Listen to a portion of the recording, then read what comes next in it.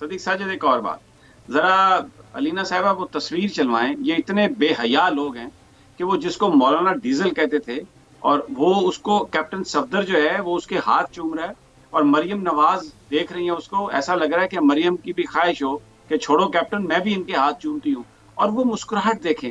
کیا یہ وہ جو یہ ہمارا دین کہتا ہے کہ آپ اپنے ہاتھ چوموائیں؟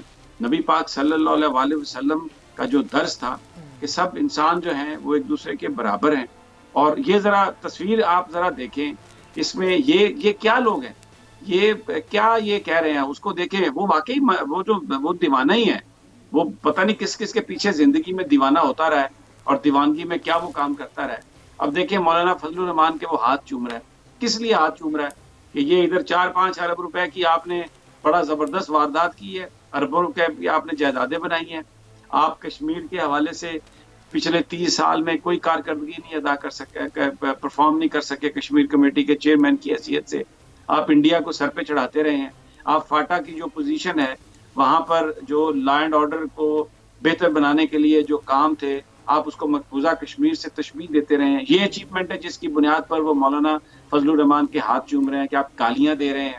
آپ نے اپنی سالیوں کو، اپنے بھائیوں کو، اپنے بچوں کو سینٹ میں آپ لے کے آئے، قومی اسمبلی، صوبائی اسمبلی میں لے کے آئے، اور جو جے یو آئی ایف کے ورکرز ہیں ان کو آپ نے پیچھے چھوڑا.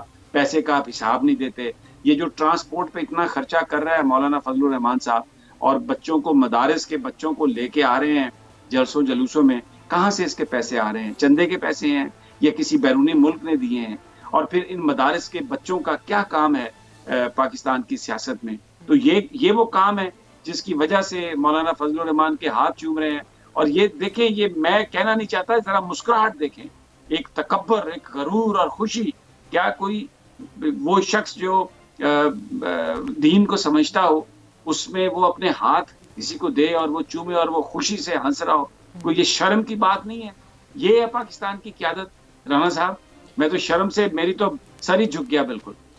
سمیع صاحب دیکھیں، یہ سیاسی مفادات جو ہے نا اس قدر خوفناک چیز ہیں، اور مال بچاؤ مہم جو ہے، آپ دیکھیں کہ مولانا فضل الرحمان کے بارے میں ایون نواز شریف صاحب اور باقی ان کے ساتھی کیا کچھ کہتے رہے ہیں، اور یہ کس طریقے سے محترمہ مریم نواز صاحبہ کے شوہر نامدار ان کی موجودگی میں مولانا کے ہاتھ چوم رہے ہیں.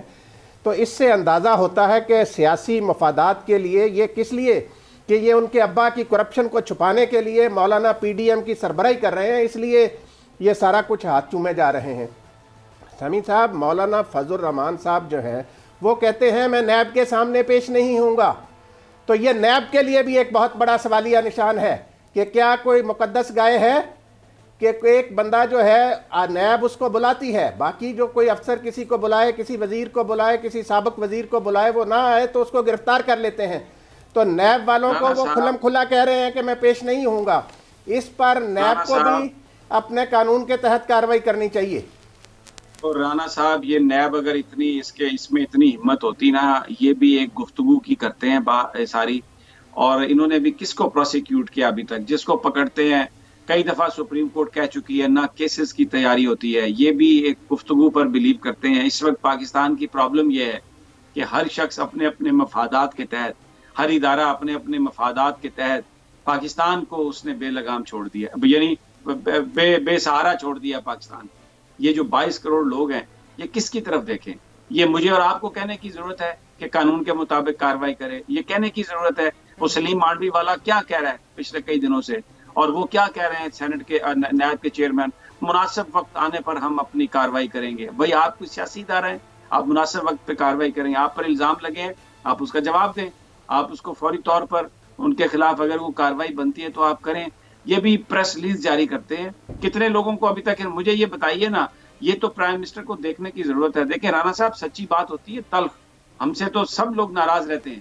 بات یہ ہے کہ یہ کابینہ نے کتنے دن پہلے یہ فیصلہ کیا کہ جناب دیکھیں سب سے پہلے سپریم کورٹ کے احکامات کہ آپ احتساب عدالتیں بنائیں تاکہ یہ چور لوگ جو ہیں ان کو سزا دی جائے. کابینہ نے اس کا اعلان کر دیا، اپروو کر دیا.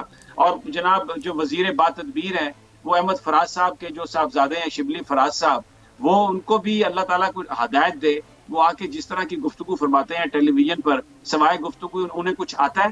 اور وہ کیا کب یہ عدالتیں بنانی ہے، کس نے بنانی ہے؟ یہ اب اس کا الزام بھی مسلم لیگ نون کو دیں گے اس کا الزام بھی آپ پیپلز پارٹی کو دیں گے؟ وہ جو کابینہ نے منظوری کی تھی، یہ کیا دیکھنا فرض نہیں ہے پرائم منسٹر صاحب کا کہ وہ جو بیٹھے ہیں اعظم خان صاحب پرنسپل سیکرٹری وہاں پر، وہ ذرا دیکھیں اس بات کو کہ جناب یہ جو ہم نے عدالتیں بنانی تھی وہ کہاں پر گئی ہیں؟ گفتگو گفتگو گفتگو گفتگو، بس یہی چیز ہو رہی ہے. اور اس کا پھر یہ جو حملے ہو رہے ہیں پاکستان کی فوج پر، پاکستان کی ایجنسیز پر، پاکستان کے تشخص پر، پاکستان کے اداروں پر، اور چیزیں جو ہیں وہ اپنا کھو بیٹھتی ہیں لوگوں کا اعتماد. یہی وجہ ہے نا. مجھے یہ بتائیں کہ کسی آٹا چور کو ابھی تک آپ نے جیل میں ڈالا؟ کسی چینی چور کو ابھی تک آپ نے پکڑ کے جیل میں ڈالا ہے؟ کچھ آپ کہتے ہیں، کبھی کچھ آتا ہے، کبھی ایک کمیٹی دوسری کمیٹی، ایک پہ دوسری کمیٹی، دوسری پہ دوسری کمیٹی. یہ کون سا گھن چکر ہے؟ یہ کس چکر میں ڈال دیا آپ نے بھائی؟ آپ کام کریں، پکڑیں لوگوں کو. قوم آپ کے ساتھ ہے. لوگ تو دیکھیں نا جلسوں میں نہ آ کر پی ڈی ایم کے، یہ جلسی تھی بہاولپور کی بھی، کیا تھا وہاں پر؟ تو لوگ تو کہہ رہے ہیں، کھلے عام یہ باتیں کر رہے ہیں، لیکن وہ جو مکار اور جھوٹے لوگ ہیں وہ فوج کو بھی گالی نکال رہے ہیں، سسٹم کو بھی گالی نکال رہے ہیں. اور ان لوگوں کے اعصاب پر یہ چیز بڑی بھاری ہے رانا صاحب، جو چاہتے ہیں کہ سسٹم چلے، جو یہ چاہتے ہیں کہ پاکستان ترقی کرے، جو یہ چاہتے ہیں کہ ہماری مسلح افواج پر تنقید نہ ہو. اگر انہوں نے خاموش بیٹھنا ہے اور سوائے اس کے کہ پرائم منسٹر نے تنقید کرنی ہے اپنی تقریر میں اور اس کو ایک تقریری مقابلہ بنانا ہے، تو بھائی یہ معاملہ نہیں آگے چلے گا. دس از اے ویری پیتھیٹک سچویشن. دیکھیں سچی بات کڑوی ہوتی ہے، یہ کرنا پڑے گی. آپ لیں نا شیخ رشید صاحب بڑھیا باتیں کرتے ہیں، 72 گھنٹے 76 گھنٹے 24 گھنٹے 35 گھنٹے. آپ لیں وزیر داخلہ، آپ ایکشن لیں. جو یہ کہہ رہا ہے کہ سیکورٹی اداروں کو بھیجا جی دہشت گردوں کی بجائے سیاستدانوں کو گرفتار کرنے کے لیے، یہ کوئی چھوٹا الزام ہے؟ آپ کیا کر رہے ہیں وہاں پر بیٹھے ہوئے؟